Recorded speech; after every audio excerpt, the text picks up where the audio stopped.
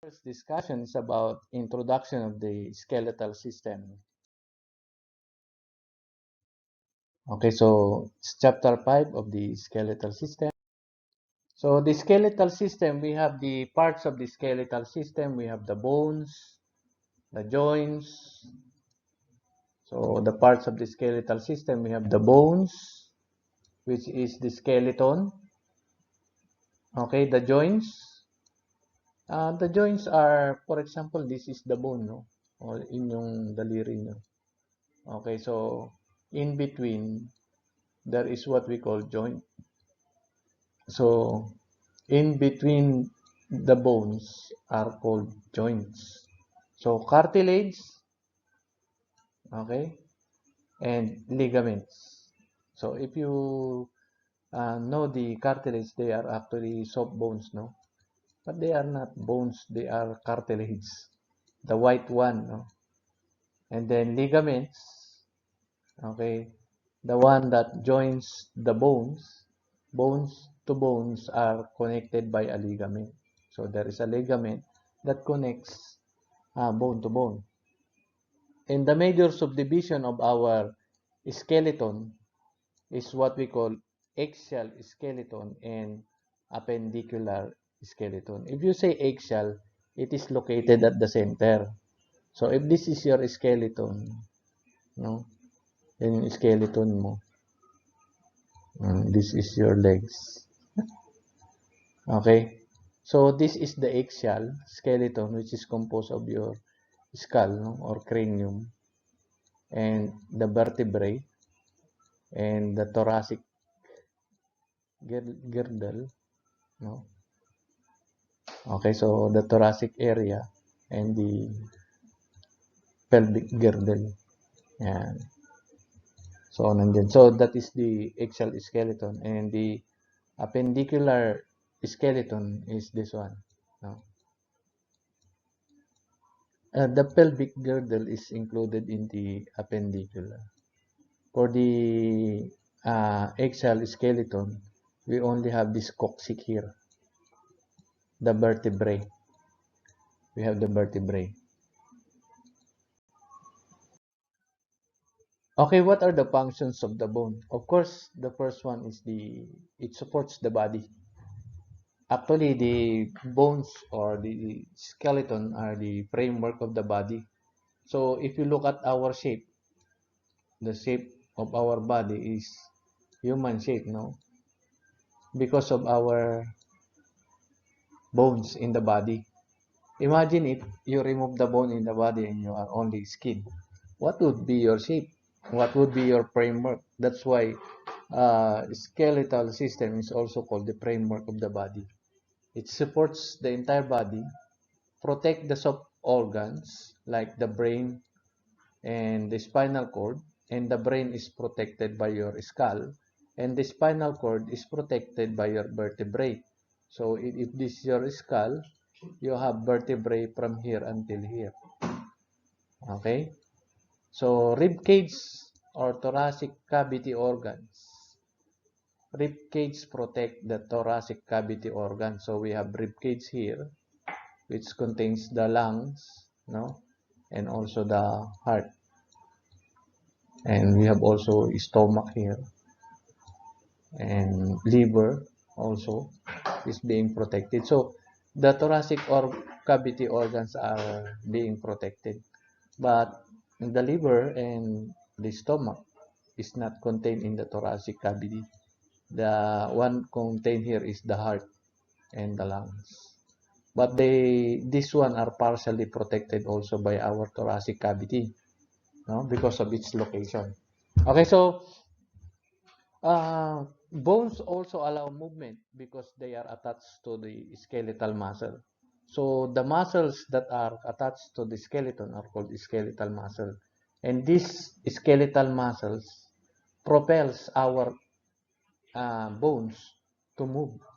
Okay, so they are responsible for our movement. Okay, and number one also, they store minerals and fats. So bones are also storage.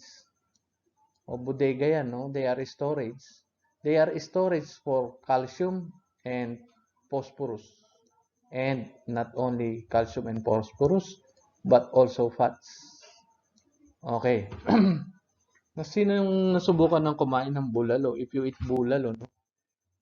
Okay, so meron siyang pata sa loob, which is fats, which is very delicious. So fats are also stored inside our bone. And our bone are made up of calcium and phosphorus that is needed by the body. If you remember, calcium has many functions, no? Blood clotting, transmission of impulses, and also making the bones strong. Sorry.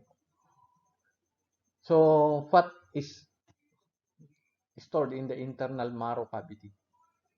Okay? So another function is blood cell formation.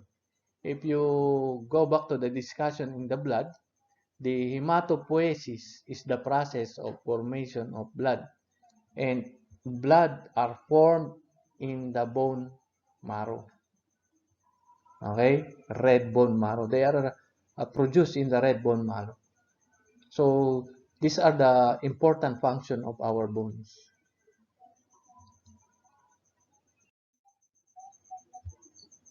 Okay, so bones of the human body, an adult have 206 bones.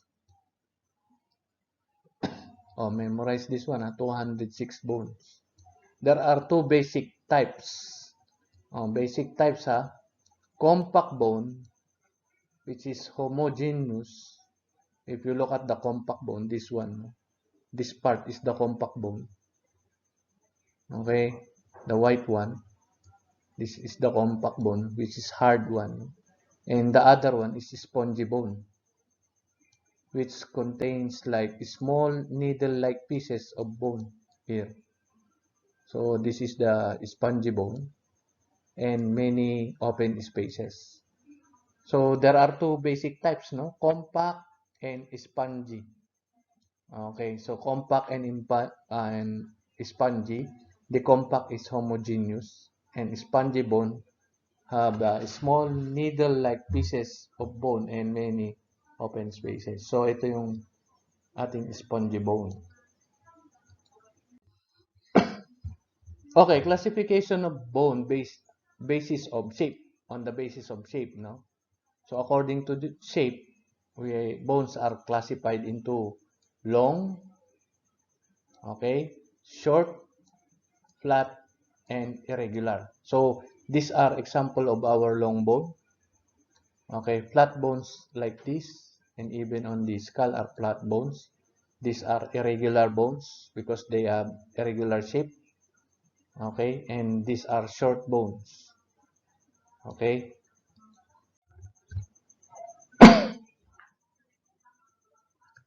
so long bones are, if you look at this one, okay, typically longer than they are wide. So if you look at the size of the length and the width, they are longer than they are wider. No, that's why it's called long bones. Shaft with heads situated on both ends.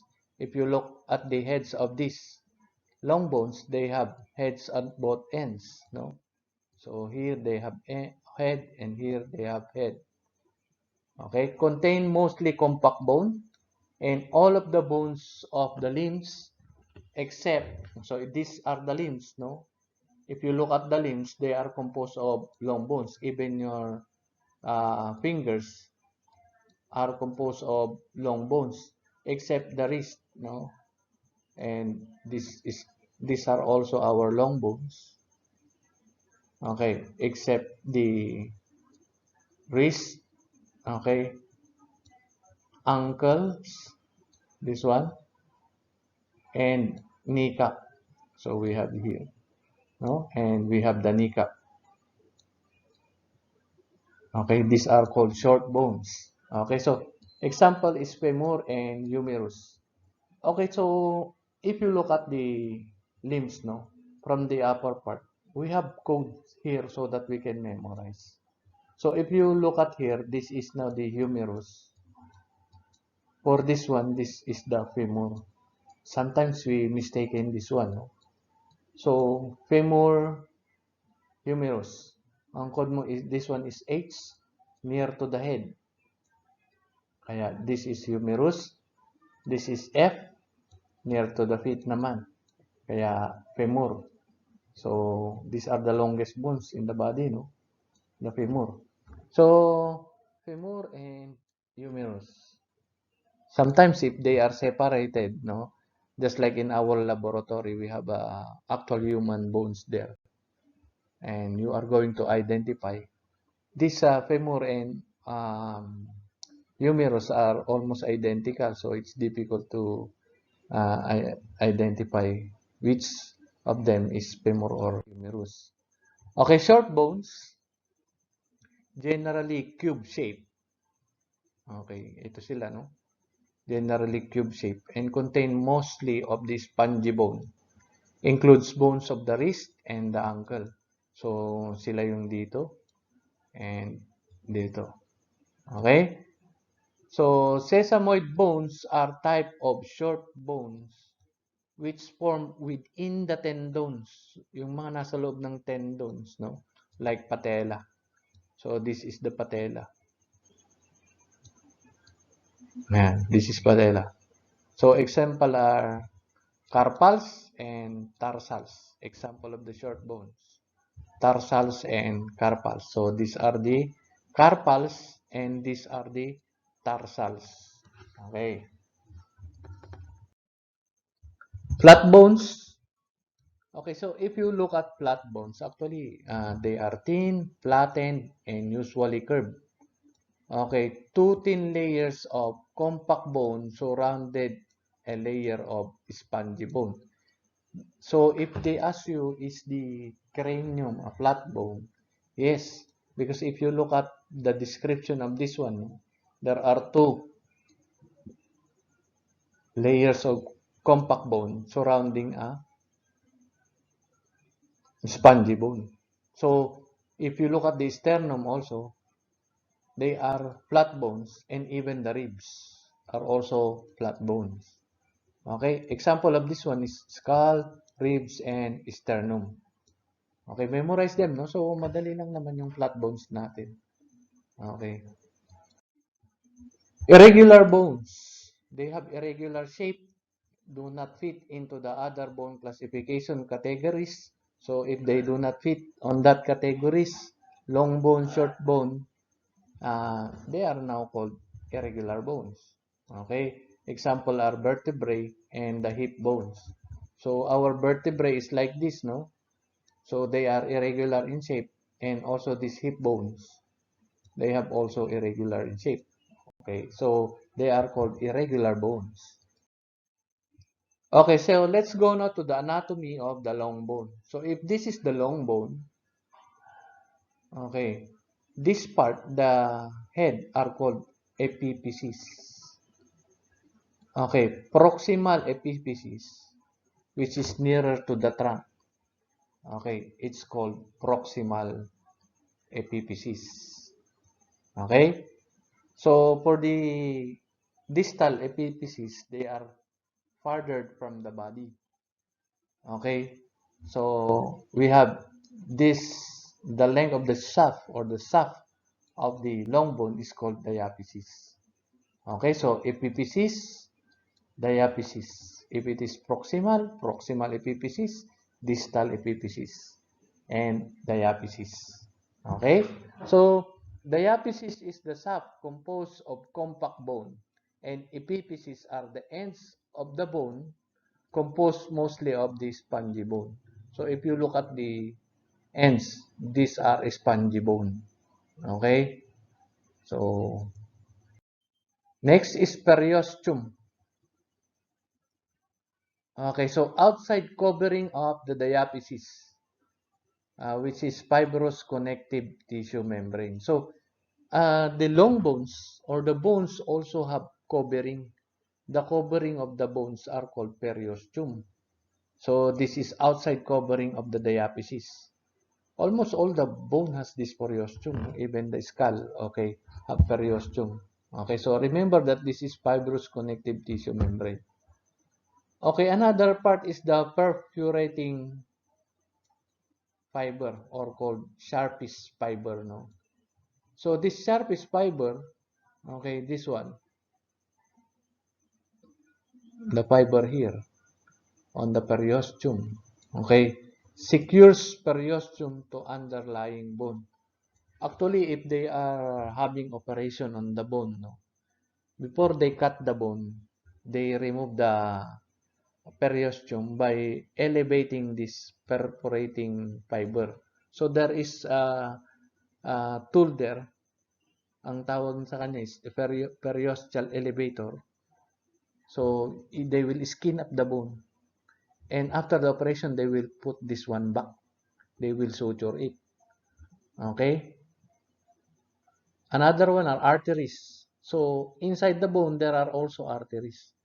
The supplies, okay, nutrients inside the bone, no? Supply bone cells with nutrients. So bone cells are living inside here, which is called osteoblasts and osteoclasts, or they are generally called osteocytes. Okay. So another part is the articular cartilage. Okay, so sometimes no, when we are eating fried chicken and the legs of the fried chicken is a long bone, we try to examine it, no. And if you look at the end of the long bone, there is a cover which is cartilage, and they are called articular cartilage. This one covers the external surface of the epiphysis, so you can find it them. Okay, made up of hyaline cartilage that decreases friction at joint surface.